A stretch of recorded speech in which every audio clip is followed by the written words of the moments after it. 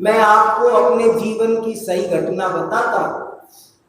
मेरे को अंग्रेजी सीखनी थी और मैं तो गांव के स्कूल में पढ़ा, कभी भी मेरे पास में अंग्रेजी थी नहीं, मैंने जिंदगी में अंग्रेजी नहीं पढ़ी।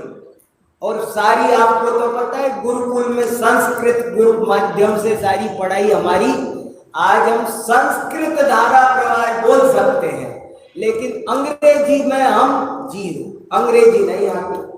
लेकिन जब मैं दिल्ली में आया तो मुझे लगा कि अंग्रेजी आना जरूरी है।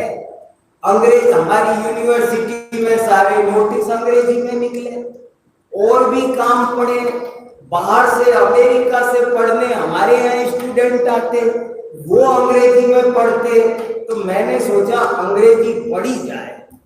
और आप लोग ताज्जुब करोगे, मैं कैसे 2 साल मछली की तरह तड़पते पागल रहा, अंग्रेजी हाय अंग्रेजी हाय अंग्रेजी। मैंने संस्कृत छोड़ दी और मैंने जो किसी ने जो कहा ना, अंग्रेजी का न्यूज़पेपर लगा लिया, अंग्रेजी का न्यूज समाचार सुनने लग गया।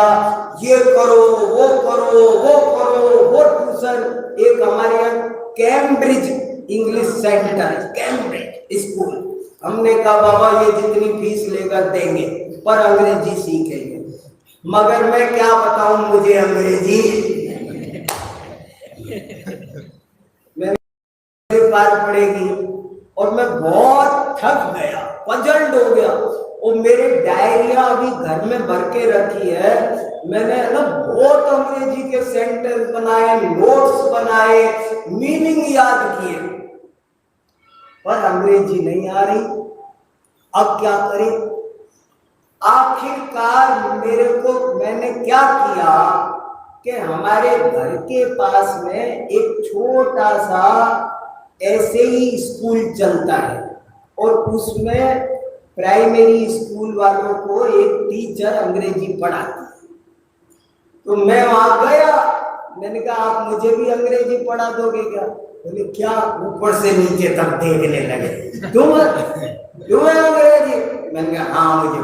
यहाँ हमारे छोटे छोटे बच्चे आते हैं, तुम्हें देख के डर जाएंगे, तुमको नहीं पढ़ाएंगे हम।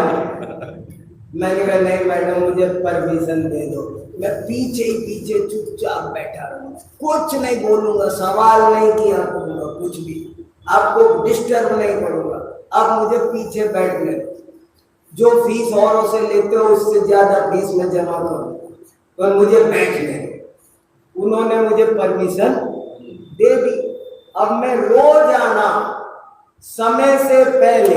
कोई बच्चा क्लासरूम में नहीं आता था, क्लास का दरवाजा मैं खोलता, ये टेबल पोंछा लगा देता, ये कुर्सी पर पोंछा लगा देता, ब्लैक बोर्ड साफ कर देता। और वो जो पढ़ाने वाली मैडम जब घुसती ना, तो मैं खड़ा हो जाता ऐसे हाथ जोड़ के, और मैं ये सोचता था साक्षात सरस्वती पधार रही है। ऐसे सोचता, मैं आपको सही बता रहा हूं, मेरे लिए ये भगवान है। मैंने उस टीचर को टीचर नहीं समझा, मैंने समझा ये सरस्वती माता पधार रही है। और मैं इतना उन पर विश्वास करता था कि किताबों में गलत हो सकता है, दुनिया में गलत हो सकता है, पर मेरी मैडम गलत नहीं हो सकती। इतना मैंने, जैसे मेरे को कई शब्दों के प्रोनाउंसिएशन में दिक्कत होती थी कि डायरेक्टर सही होता है कि डायरेक्टर सही होता है, लेकिन अगर मेरी मैडम ने बोला डायरेक्टर, तो मैं दावे से दुनिया से लड़ सकता था, डायरेक्टर सही है। मेरी मैडम ने बोला है डायरेक्टर बोलना गलत है। इतने विश्वास के साथ, इतने आदर के साथ, इतने विनय के साथ, और रोज आना मैं डस्टर चौक रखता, सारे पोछे लगाता, दरी नहीं बिछी हो तो दरी बिछा दूं, टेबलें करीने से नहीं लगी हो तो लगा दूं। और ये काम मैंने 6 महीने भी नहीं किया, और जो वो बताए वो सीखना, वो अनुवाद करना। और मुझे उस 6 महीने में जो अंग्रेजी आई, उसके बाद मैंने अंग्रेजी समर स्कूल वाले पढ़ाने आए, मैंने 1 महीने उनको जैन दर्शन पढ़ाया अंग्रेजी में लगातार। अंग्रेजी में मैंने 10 लेख लिख दिए और आज मैं धड़ल्ले से अंग्रेजी में पढ़ लेता हूँ, बोल लेता हूँ, लिख लेता हूँ, क्लास ले लेता हूँ। कैसे ले लेता हूँ? मुझे ये समझ में आया कि ये और कोई चमत्कार नहीं है।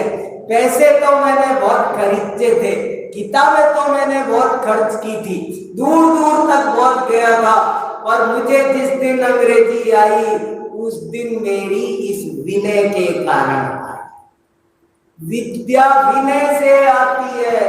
जब आप टीचर्स की बुराई करोगे, जब आप अपने सब्जेक्ट, हम कितने ही बच्चे संस्कृत पढ़ते हैं और कहते संस्कृत बेकार सा विषय हमारी तकदीर में पड़ गया।